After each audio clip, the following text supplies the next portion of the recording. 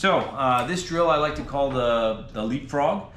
Basically the whole point of this is to practice bump and runs, and it taught me something really interesting about a shot that I thought I kind of had a decent handle on. But you'll see as we go along, and hopefully I can kind of explain it to you as we go as well. The setup is really simple. Get two pieces with different colors. You place one right at the edge of the hole. You can kind of make sure it's flush using your finger like that. You take your next shot, set it up, and just do a bump and run to touch it into the hole, right? Just like that. Then you take the piece, jump over the other one, reset, and again, try to get a pretty straightforward bump and run. Now I missed there, but let's try again, starting from the beginning. If you miss, you can set it back up and start again from the beginning. There's no time limit or anything. So there, that's one. Let's see if I can do another with this pink and blue pieces. There we go. And you just keep moving yourself back and back and back, ultimately until you get all the way back down to the baseline. Now, you can see there I'm starting to veer off to the side. You can correct for that as you play, not by moving the piece, but in the way you shoot.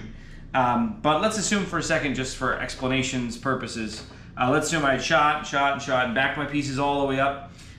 What I've learned by doing this practice, and I have gone all the way through it a couple of times, and gotten my piece all the way back down to the point where they're set up mostly like that, and that's essentially where you'll stop.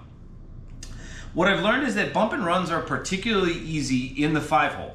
So if you, in the 15 spot. So if you're within the 15 circle, the bump and run shot is a lot easier because you have a lot less distance that the piece has to travel once you hit it, which gives you a lot of flexibility in the angle you hit it. So if you're able to hit the pink piece like dead on, of course it'll go straight in, and that'll be that. But if your pink piece is only like a centimeter or two from the center, and you hit it a little off, it'll still go in. If you hit it a little farther off, it'll still go in. Like, you get a lot more forgivingness with the shot. Similarly, in the 5 zone, way out here, you have it's sort of a lot easier to set up a straight line with your shots.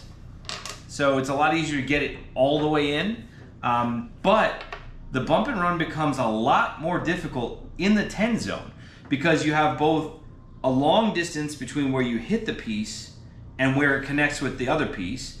And then there's also a reasonably long distance after the two pieces connect until the second piece can make the 20. So you have to be incredibly sharp and on point with your angles if you're doing a bump and run where the piece you're trying to hit is somewhere in the 10. I have practiced bump and runs. I created an old drill about them, and I really like the shot. As I've grown as a player a little bit, I've realized it's not a shot you use that often. It's a little bit nuanced.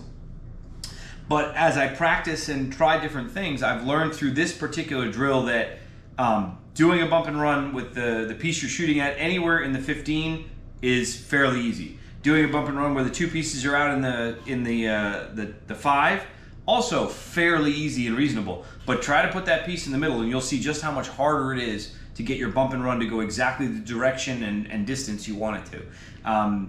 This is a quick drill. It takes all of like a minute or two. You can do it 2 or 3 times in a night. You can do it when you're warming up for a game. Again, bump and runs are not the most important shot you're going to learn in crokinole, at least in my opinion, in my experience. But it's still something you want to have in your bag of tricks when you do get into that situation where you absolutely must do a bump and run. And I think it's really, really an important skill at some point or another to practice and to learn. So yeah, that's about it for this particular drill. It's called the leapfrog.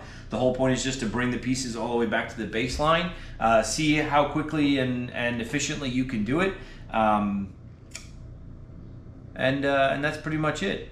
Wherever you are, enjoy crokinole. Thank you for watching, and I hope to see you around at the crokinole tables. Thank you very much. Take care, guys.